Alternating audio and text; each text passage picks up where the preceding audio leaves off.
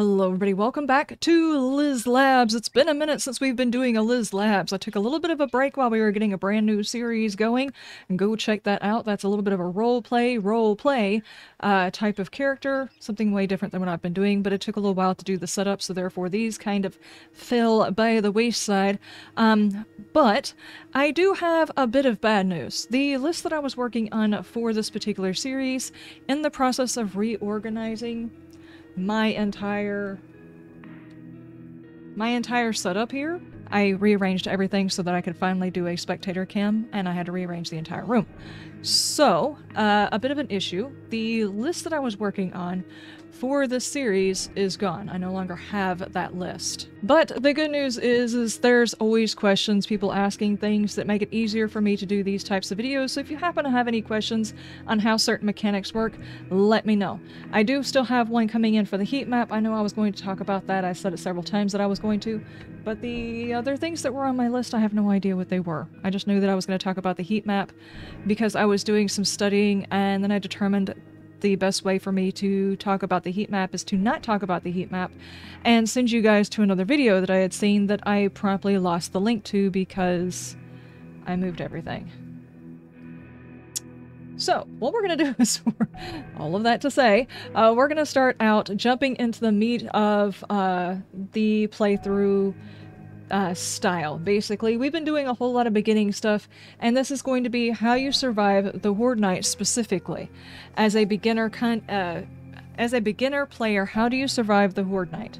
I would say that there was one technique that I would have encouraged in the past and was probably on one of my previous alphas, LizLabz, that no longer works because there's no longer a pause after you do a certain amount of zombies. They continue throughout the entire night, so at some point that technique would no longer work. Whereas now, this new technique, obviously it's worked since the first person came up with the concept of these types of beasts, and they will probably continue to work in some variety with some different types of blocks and some different configurations, but the concept still holds true. Now, I will say that this possibly will not work once they decide to bring out bandits, and the only reason I say that is because they might alter the AI a whole lot more, and I'll be honest, they should. There should definitely be an overhaul to the AI for the zombies after the bandits are made, but we'll see whether or not that happens. We'll see, guys. Okay, basic concepts of the Horde Night. Here are the basics concepts. The most basic concept is on the night that you deem, because inside your stats, as we covered before, whenever you're setting up your world, you can actually control how often you get a Horde Night. Should you do every 7 days, it will be on the 7th day at 2200, a Horde will appear, the red moon will rise, and your Horde will show up. Now, the Horde will be gauged according to your level and the amount that you authorize to show up during your Horde. Between 8 and 64 bad guys will show up during your Horde Night. Some mods actually allow you to do a whole lot more than that, and I had the pleasure of seeing that slideshow at least once, so be careful about how many bad guys you put during your Horde. The more bad guys there are during your Horde, the higher the FPS hit. If you are on console, I've heard that there are a lot of FPS drops and Horde Nights are not even playable. I would recommend putting it on the least amount of Horde bad guys that you possibly can and fight on the ground. I would recommend not even building a base, if that's the case. You just put you up a whole bunch of traps, spike traps, run through buildings, the whole 9 yards on a console. I would not even recommend building a base because you're not going to be able to run it with more than 8 zombies. Unless there are new variety of consoles that allow for more memory, I don't know. But as far as those people who are on PC, PCs range from potato in a box all the way up to NASA supercomputers, so depending on where you fall in those varieties, depends on how many bad guys you may or may not have. The more bad guys you have, the more structurally sound your base needs to be throughout the entire night, because whenever zombies get together, they do extra damage. And during a Horde Night, if you don't have time to take a breather, take a pause, like fix your blocks and stuff like that, the more you're going to have to focus on these types of techniques that I'm fixing to cover in order to make it through the night, and those types of techniques I would consider cheese. Some are a variety of cheese. Some are strong Velveeta cheese, and some are a light Swiss cheese, but all of those our variety of cheeses. Even if all you do is sprinkle on some Parmesan, it's still a tiny bit of cheese because you're using the AI against itself. It's not like if you were in a real life situation and there were a horde of zombies, how would you react? It is not the same. So, let's cover what we do know about zombies. The way that they path, as we discovered here, they will look for you on a horizontal plane. They will look out for you to see if they can find you. If they cannot reach you on the level that they are currently on, they will look for an up or a down to find your location, and then they will once again look for you horizontally. This becomes important when you realize you need to set up for a base, the best thing to do in order to gauge how they're going to come at you, because now remember, during a horde night, you have no control over where the zombies will spawn on the map. They will spawn within a certain amount of tiles, not so far away from you that they are going to get lost on the way to you. Not to mention, the zombies just know where you are during a horde night. I find that's probably like the hardest concept to get to new people, is you cannot hide anymore from a horde. They made it so. It used to be that you could go underground or up in a tree, and the zombies generally knew where you were but could not get to you. That is not the case coming over from a console. That is not how it works. They will find you, and they will get you. And they have a special set of skills. Digging hands and bashing faces against blocks and stuff, they will find you. That's my point. I've had the hardest time trying to convince certain folks that have started playing this game that that is a concept that you cannot get away from. They know where you are. Whether or not you're up in the top of Higashi, whether or not you're down in a bunker, whatever, they will find you. Now, it might take them several different hordes to locate you, they will. So, since while we're doing our horde night, they could spawn zombies here, they could spawn them there, they could spawn them there, they could spawn them there, they can spawn them there.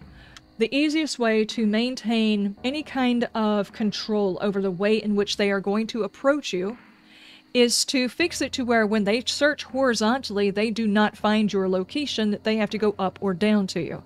That will control which direction they have to come, simply by way of giving them a path, a specific path that you want them to follow, and only one, or maybe two, in some instances you can also build more than one, but specific paths where they have to come up to you, and that's the reason why this technique works.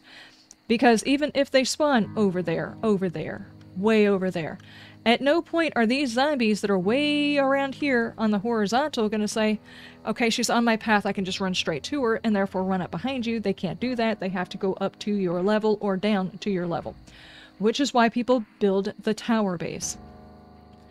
All of that was a whole lot of word salad, guys. I do apologize. But in some cases, people who are brand new to this game or have recently come over, they're playing different games and different types of zombie games like Dying Light and stuff like that, where these concepts are not the same. This horde knows where you're at, and they have a specific set of checks and balances where they're going to look for you. So the first thing you've got to do is get them off of the ground level. Ground level is where they spawn. You want to be up above it or down below it. I would say up above it is way easier to control than down below it, because all it takes is a tree that doesn't want to bust, or a block that one of them spawns behind and suddenly they're really confused and the first thing they do is just start digging.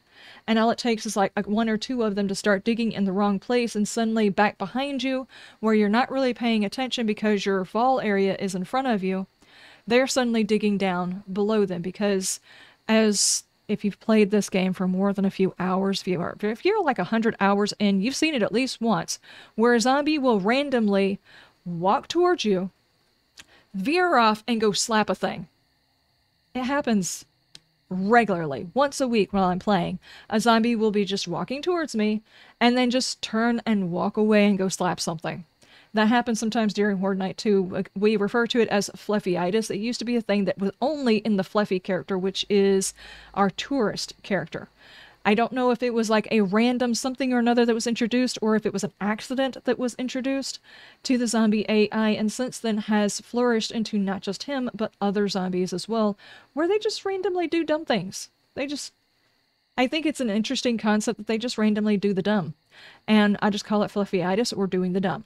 And they will do the fluffy, or they will do the dumb during the Horde Night, and they will dig down to you and find you. I've seen it happen on multiple drop bases, so be very careful with doing a drop base. On the flip side of that, a tower base, as you see here, this perfectly very bland base. There is a conceptual problem with this one as well. I'm going to go ahead and cover all of the problems with these bases so you know up front what you're getting into before you go building any of this. I will get into the building of this in just a second. There is something called the rage mechanic that was introduced by the fun pimps when they realized people were having too easy a horde night, and rather than enforcing their own rules against themselves, the fun pimps decided we were going to take it into our own hands and nerf your bases. That's fine, they can do that, it's their game. It's our job to overcome those problems, in which case, as a content creator, as an experimental with zombies and stuff like that, it is my job to try and outsmart the zombie. So far, it's been a back and forth win with the fun pimps on how they design their zombies and the people who are building bases. The latest intro into the fun pimps against the content creators that I know of was the rage mechanic. Quickly put, the rage mechanic being when a zombie is standing here, when she does that, and she falls down, now assuming she didn't actually die, this time she actually died. My bad. Assuming she falls down here, as soon as she takes even a minute amount of damage, just like it hurt her feelings. That amount of damage, that was it. It didn't actually do any damage. They will go into what is called rage mode, which is destroy everything mode, basically. It doesn't matter what's next to them, whether or not you have a trap next to them, whether or not it's just a random block that's next to them, a decoration that's on the ground next to where they fall or whatever. They will rage on it for no other reason than just to rage on it. And they will bust up blocks, they will bust up your decorations, they'll bust up your traps. It doesn't matter what's there at the point of fall, they will do that. It's basically like a little hissy fit that the zombie goes through whenever it fails to reach its target. And sometimes this is very evident whenever you are facing a horde that you didn't prepare for and you climbed up into a building and the zombies just start beating on everything. There is no path to you, so they will rage on everything until they find a path or make a path to you. That's essentially what they're doing, is they're destroying all of the things because there's not a path. So, for a split second when the zombie falls after having taken damage, it will go into that rage mode where it will destroy anything in its path until it reassesses where it needs to go. It does its math problem of horizontal, vertical, horizontal again, and then it'll come back up to you. And it usually takes, I don't know, a good 5-10 seconds for a zombie to go from my feelings are hurt to redirecting themselves. So they can do a little bit of damage to one of your blocks. So remember that this is not...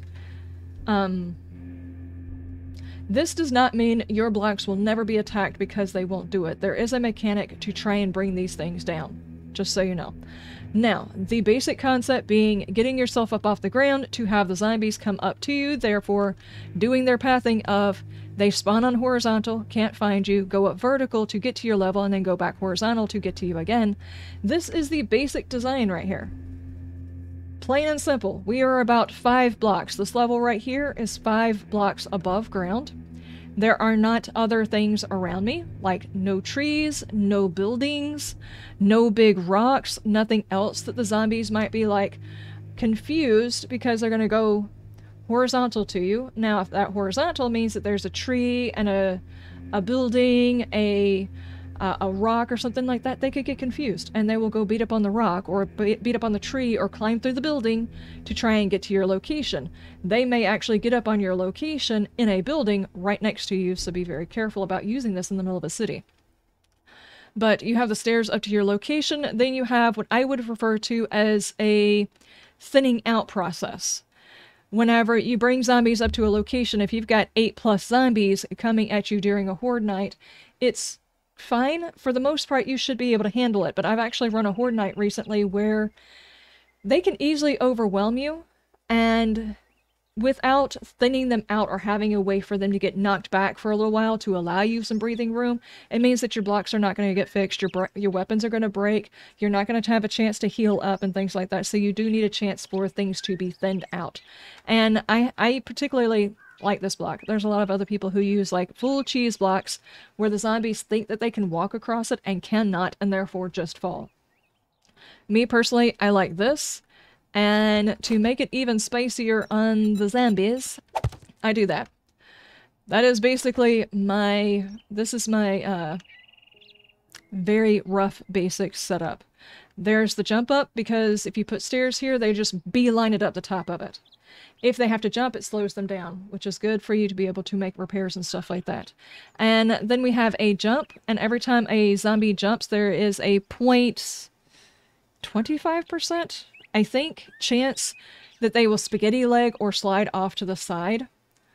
And which case that kind of thins them out. And then of course they beeline it across here, and then they get over here. And if you're standing over here with a melee weapon or something like that, and you smack them upside the head, and they spaghetti and then fall back down, that means they have to run the gauntlet again, which allows you time to fix your weapons, heal up, fix your base, the whole 9 yards. All of those things that you need to do while you're taking a breather in the middle of the Horde, because the Horde is constantly on there. You're constantly fighting with them. And the only way to handle that is to have layers of defense. So instead of having one set of bars, you'd probably have 2 or 3 sets of bars, and possibly stage them back to back with each other so that they have to slowly beat their way through the bars and you have a chance to fix them. As soon as they get to a certain point, you know things are really, really bad and you can evac from your base. That's a little bit more advanced than this part. We'll just stick to the very, very basics. So what we've got is 5 blocks above ground. We've got our basic stairs, or actual stairs, whichever one. We've got a semi, not permanent thing. Like, I could technically, if I wanted to, put bars right here. And that would actually stop them from using this pathway, and because of the horizontal, vertical, horizontal, they would probably still come up to this level. I should probably go invisible so they're not attracted to me. And see, they are still going up this area because of the vertical, horizontal, vertical. They're all trying to get up to the right location, and from here the only way over is, well, over. There we go.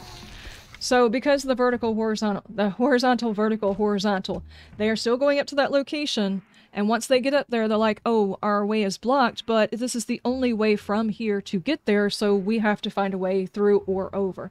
In this case, as you saw, zombies can boost each other over the tops of things. So they can get through here, and it will slow them down, and that's fine.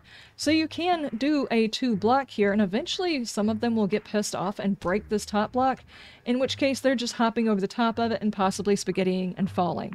So that is one change you can make to this particular design. There's actually a lot of changes you can make to this particular design. It's a pretty simplistic design. And then the next part, of course, is the tiny bar or the bar of your choice, depending on your level of cheese. Like I said, there are certain cheese bases where you can actually set it up to where your zombies think they can walk across it, but in actuality, they can't. They cannot walk across the block at all, in which case they will fall down and just simply start over, in which case this top area right here needs to be longer, because the only time you're going to have a chance to shoot at them is along the long stretch right here. If you'll notice from our spectator cam right here, if she was to shoot at the bad guys, she would only have this tiny little section in which to shoot at the bad guys before they started doing the plunge off of the block that shall not hold a zombie. Where was I going with that? I would definitely recommend making this pathway about 5 wide whenever you think about it. Zombies that are ferals on the Horde Night, they run pretty fast, and if you don't have several blocks for a running pad, you're not going to have enough time to shoot at them. I will probably set out a few base designs to show this off, but let's try and not get caught up in the building. Let's actually talk about the theory behind the building. Okay, so we've got the block that you have chosen, whether or not you want a little bit of cheese or a lot of cheese, and then you've got the standing platform where the zombie actually is going to stand. Now, you can do smaller blocks here, and you can do, as long as it's one that the zombies will path on, like this block right here, the zombies will path. If I was to set it like this, there is less likely a chance of the zombie being able to stand on that block if it got knocked down. So if I'm using a bat, and I am swinging on the zombies and I don't have a whole lot of ammo, I would probably choose a block like this rather than a full block. That way it's more likely that the zombie will actually fall down after I smack them and they get laid out. They will fall down to the bottom and give me a chance to recover some stamina. So there is that. So this is the landing pad. We've got the steps ups. We've got our chosen amount of cheese. We've got our landing pad, and then we've got our blocking mechanism that is right here. Whether or not you choose to use blocks that stop zombies from being able to climb through, whether or not you want to keep it spicy and leave the top portion open in order for zombies to eventually climb through, and yes, they can climb through a 1 block gap. If I did If I had this right here open, the zombies can, in fact, and will climb through that. They will push each other through there, and you'll have to worry about zombies climbing inside the base with you. So you can choose this way. You can try one on top of it. You can try... I don't want to copy that block. I want to do... What's the other block? It is this.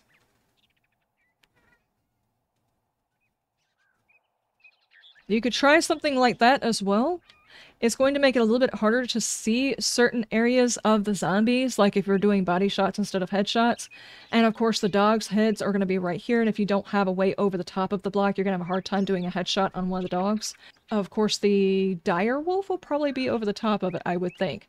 So there are other methods. You don't have to use just this block or just the other block. There are a lot of blocks, but it's usually 2 blocks high. And then on top of this, because you saw these guys jumping over the top of this one, there really needs to be another mechanism up here for zombie pushback. And I would argue here as well.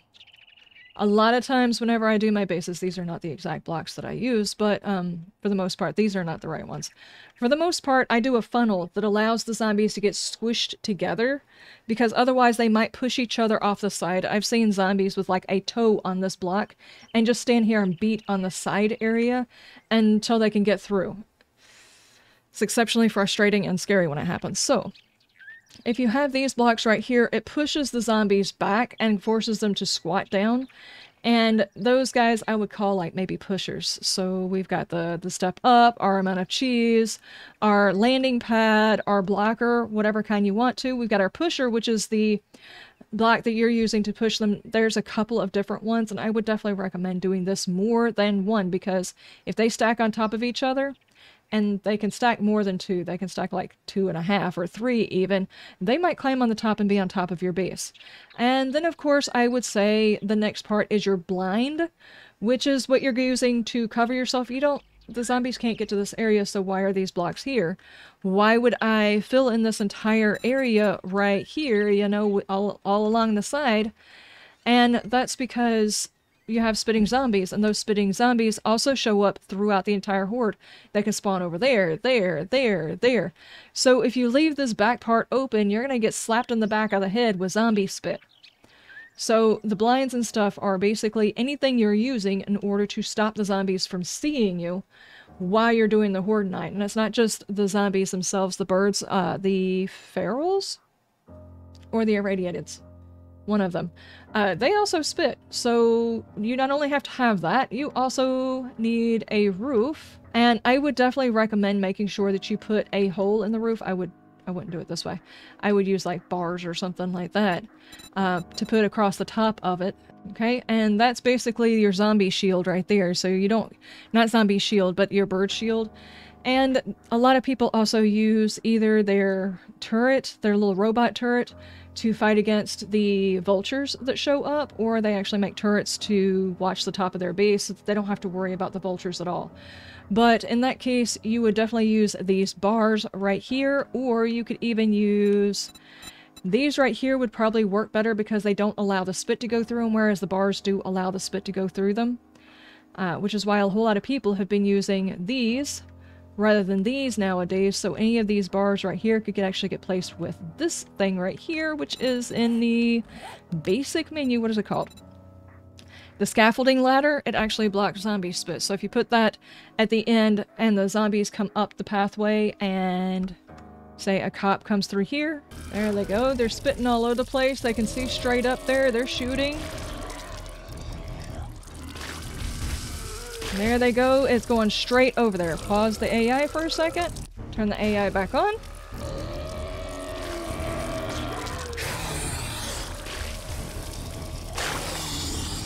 Alright, did you see this guy right here just a second ago?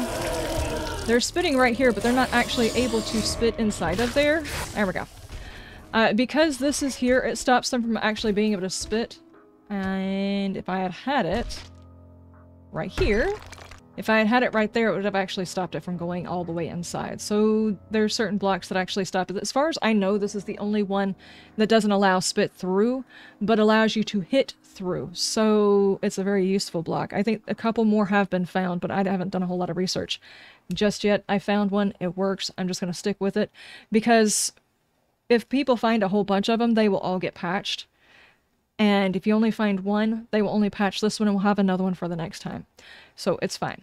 So that is the reason for using specific blocks, like you could use them up here, you can use them right there, stuff like that, and that will stop the zombie spit. So I'm going to keep going over this because I know in a lot of cases it's exceptionally repetitive, but I'm trying to make sure that I get the point across that these are the steps up. This is the blocker that causes them to jump or move or spaghetti or whatever.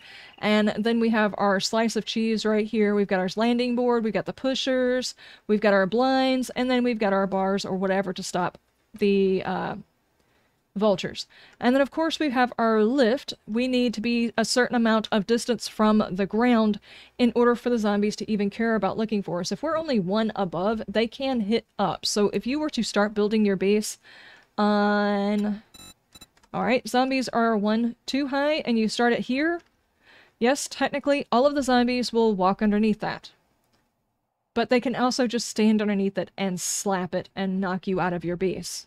That's the reason for it being this high. Even if they stood on top of each other, which they usually won't, but even if they stood on top of each other, they can barely reach it. You could even go 6 high to make sure that if they do stand on top of each other, nobody can reach your base. So those are all the concepts that go into a basic, exceptionally basic base. What are some of the things that I would say you could add to this design to make it better? First off, find the blocks that you like for the cheese. How much cheese do you want in your base? Do you want a whole lot of Velveeta all over that? Then I would definitely look around. There are a lot of videos over cheese blocks. There's a lot of cheese blocks, blocks that the zombies cannot path properly, but they think that they can. They can go right here. This block right here, you technically don't have to have it, but what I will say is it is exceptionally useful to do something a little bit different. Say, instead of going this way, okay, that's a very rudimentary thing. There are blocks that will make that look a whole lot better. I'm not going to sit here and try to find them. I will leave those to the people who enjoy the build. There's a lot of folks out there that really, really enjoy getting into the building and finding like the perfect block for the stuff and the things. While I do enjoy this, it is not how I spend most of my time. If I was going to do it, this is to amp it up. This is how to amp this base up. It doesn't look pretty, but you can make it look pretty.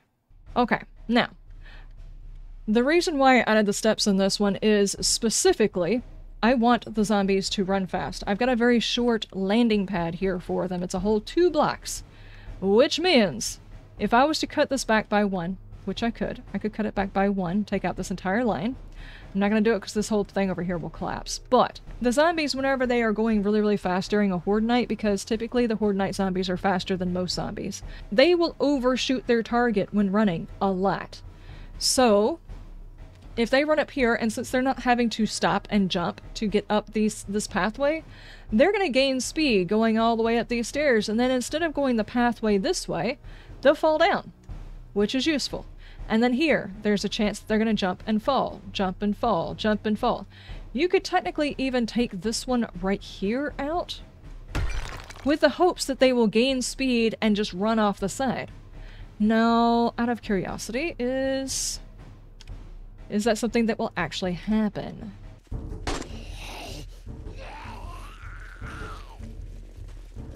Okay, so we've already got people that are falling.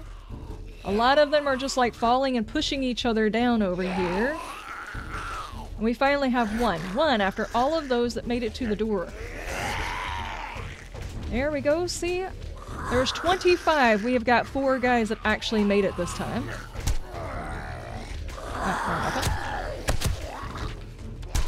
There we go, 4 of them.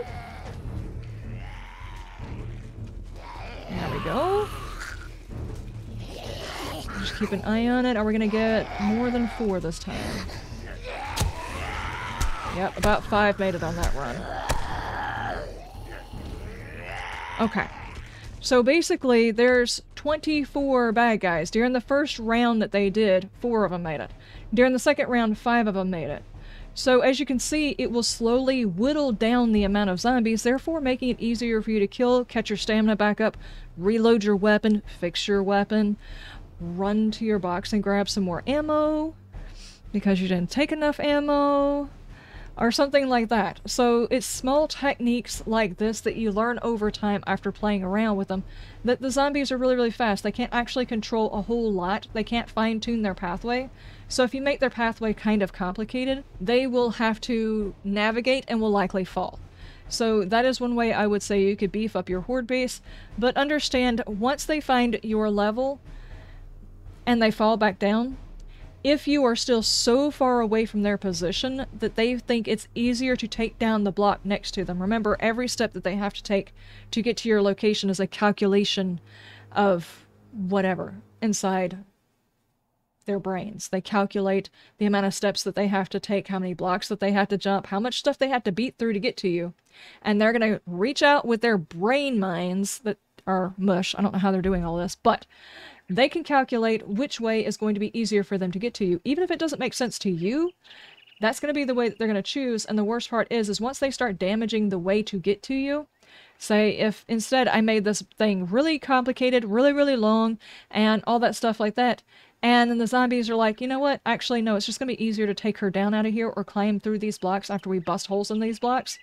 As soon as the first zombies start damaging it, the block is suddenly weaker. And the zombies know this somehow.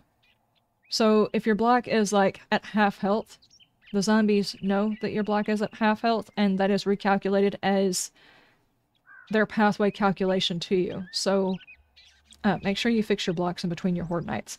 And that's the basic concept, guys. It's surprisingly a simple concept, and it's exceptionally frustrating because you know it's unimmersive the way a zombie... Should a zombie be created in the real world, this is probably not how a zombie would react. They don't have the ability to calculate, and they wouldn't just simply come at you one way. Because they are not a hive mind, they wouldn't all think the same way. Some of them would probably come to you on the same level, some would just like dig at the ground, some of them would just stand there and yell at you. And there might be 1 or 2 of them that would actually follow this pathway. I really don't think zombie brains would have enough tissue left over to calculate this path. I really don't, but they do. In this game that they do. So, that is the basics of the game one last time. I know it's overkill and I'm saying this way too often.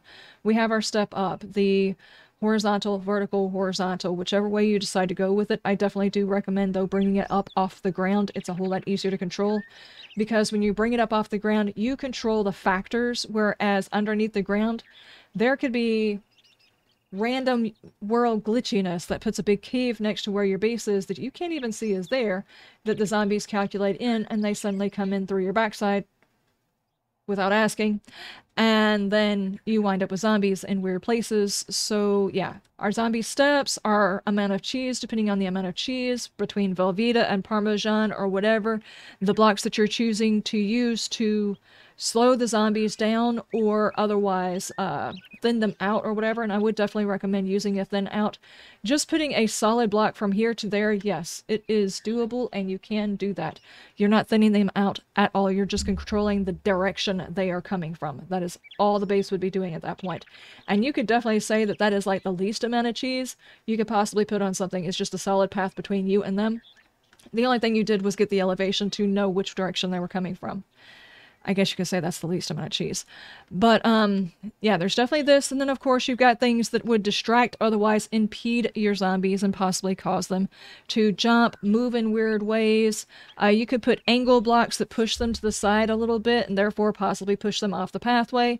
This whole center area is like, this is the place where you can get the most creative with your base on how you design your particular drop area. They call this like basically a drop base.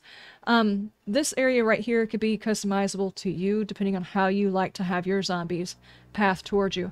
And then you've got the landing pad where they're actually reaching you and you doing a little bit of damage and getting a few kills in.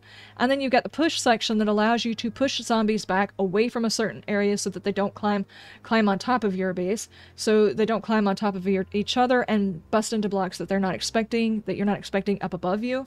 I would definitely recommend doing that. And then of course you've got your bird catcher, which is the bars or whatever that allow you to shoot through, that allow you to stop the vultures. Then of course we have the lift, the ability to get yourself and the zombies up off the ground so you can control the direction from which they're coming. That is all of it in a nutshell. You can take this design and go 50,000 different ways. You can create mazes up in the air. We have done this base for several alphas now, and there's a lot of creativity to be had doing bases like this. Now, there are also other types of bases. This is not the only one. This is just the one that works the longest and requires the least amount of upgrades, and one that it's a set and forget type of base. After you get your design right and you know that they're pathing properly, and you start making traps and you start putting traps in, it's like, okay, now I know my base works, we're going good, I'm barely taking any damage. As a matter of fact, the Horde Knight's getting kind of boring. You've got the base sitting there, you don't have to sit inside the base, you can jump out of the base and go run with the zombies, go run through buildings, and just use your base as like a fallback point for whenever you get hurt or reload and you need to refill your weapon or whatever else. I would love to see pictures of you guys' bases in my Discord should you guys decide to build yourself a brand new style base. We have a 7 days to die section, and I would love to see pictures of people's bases. I will see you guys in the next LizLabz. You have a wonderful day and night, and you stay shiny. Bye!